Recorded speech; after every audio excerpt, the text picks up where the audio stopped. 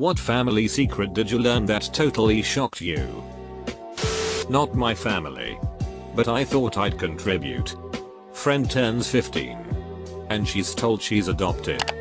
Turns out that both her parents died in a car crash when she was just a baby. And her uncle adopted her and raised her. Told her that both parents were dead. A year later, a man messages her on Facebook saying that he's her half-brother. Turns out the dad lived through the car crash and later remarried. Her adopted parents were lying to her as they knew all along. The dad just didn't want to keep her. That's the secret, so to speak. However, the story continues. As her biological father wanted to meet her, she flies out to meet him. Stays with him. Meet his wife and her half-siblings. Struggles with the idea of reconnecting with him. Because she both loathes and loves him. Loathes him for not wanting her and getting a new family. Loves him for wanting to make a difference in her life and reconnect. She takes the plunge anyway. 6 months later he dies from lung cancer. Life's cruel joke on her. My favorite uncle cheated on my auntie. Ended up knocking the woman up. She had the child and my uncle was forced to tell my aunt. Aunt divorced my uncle. He became an alcoholic and I had absolutely no idea. I thought all the times we were going for car rides as a kid. He purposely drove crazy because it was entertaining for me and my cousins, but it turned out he was just plastered. That my mom is actually my grandma. My dad is my step-grandpa. And my sister, who is 13 years older than me, is my mom. And my biological dad was 21 when he got her pregnant.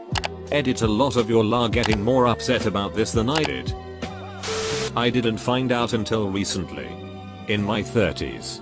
So at this age pretty much nothing shocks you. But it would have shocked me in my teens.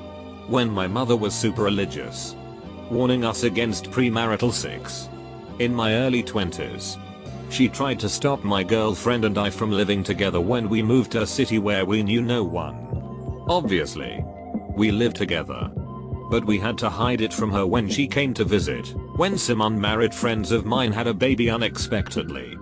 And the child was born with a physical handicap. She even insinuated to me that it was punishment from God for having a baby out of wedlock. So guess what? A few months ago, my aunt mentioned in passing that the reason my parents got married after only knowing each other 4 months was because my mother was pregnant.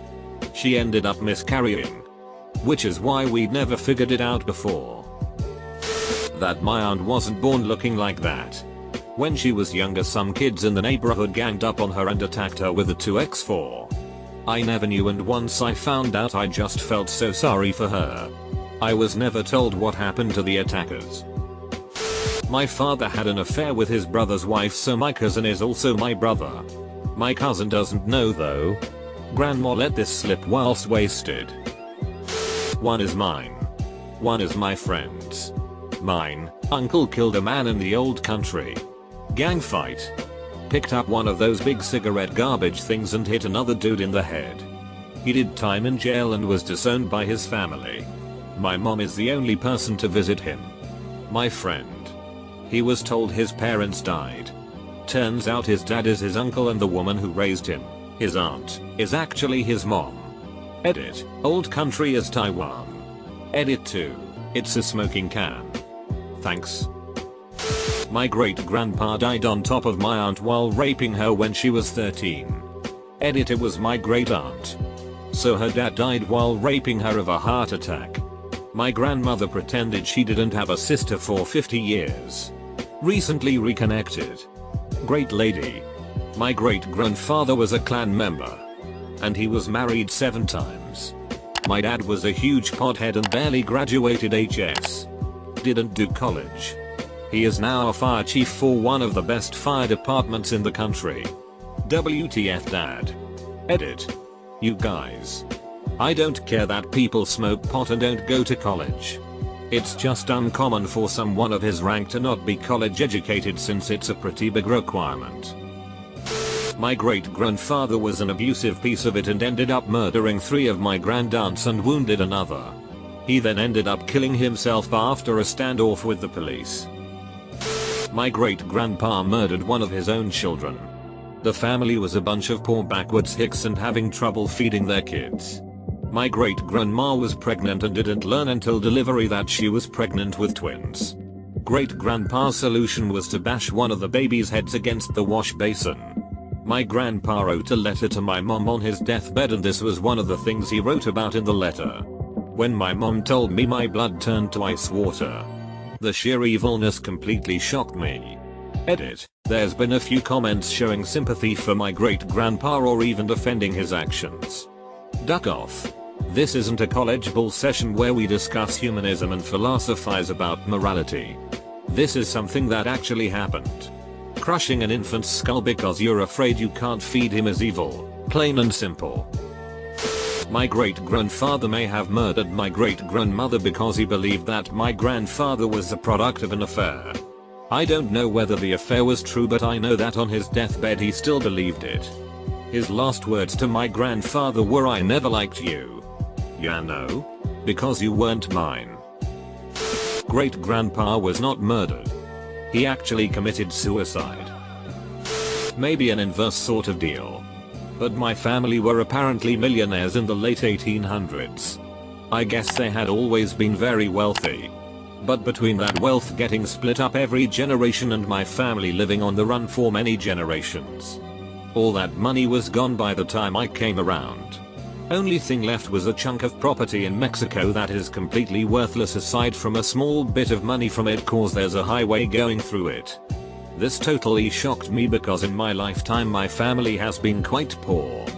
Full on redneck on top of that. And lots of issues with addiction. My aunt with a very holier than thou attitude has been having a 40+ year affair with a childhood sweetheart. This is a person that was always quick to criticize other people's family issues and tried so hard to present her and her family as perfect.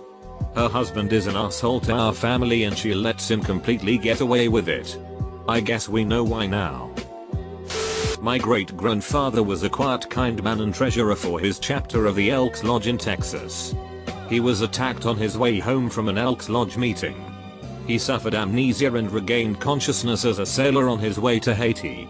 After landing, he lived in the country for a few months before getting into a bar brawl with a police officer and getting knocked out.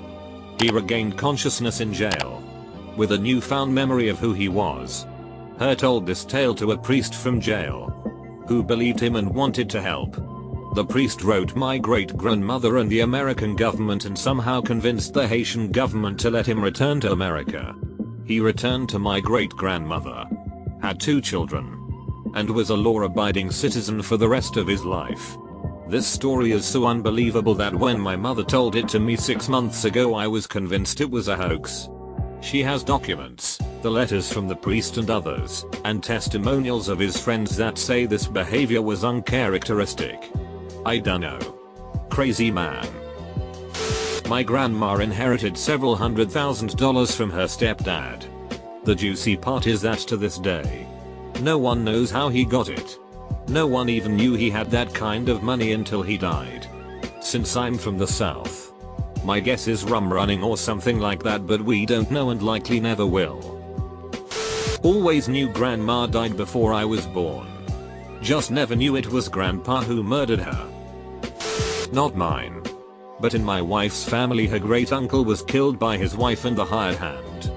Poison was assumed as he was just found dead in the field. They were farmers. His wife married the red-headed hired hand and 8 months after the death she birthed a red-headed son. Everyone in the family and the neighborhood knew except, I guess, the RCMP. This was around 1935 in rural Alberta.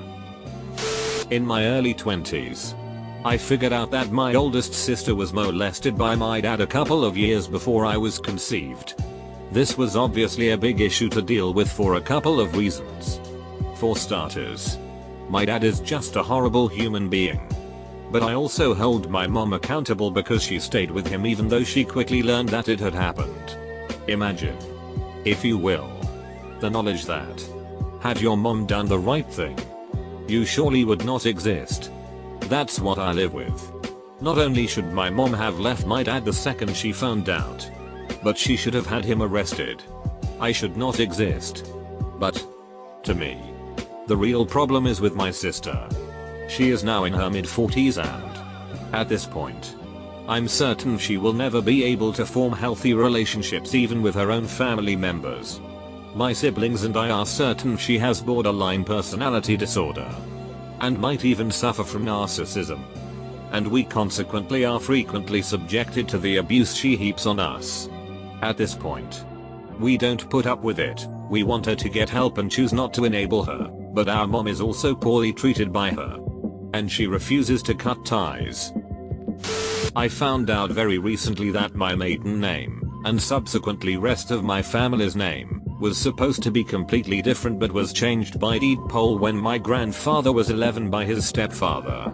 So before my father, we aren't actually related to anyone with this surname. It means nothing to our heritage or whatever. I had always known that my grandmother, while president of her sorority in college, threw a girl's application in the sewer because the girl was grossly overweight and socially awkward.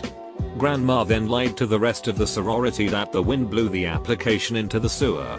Only recently did I learn that the girl whose application she lost was Linda Bird Johnson, the daughter of the President of the United States.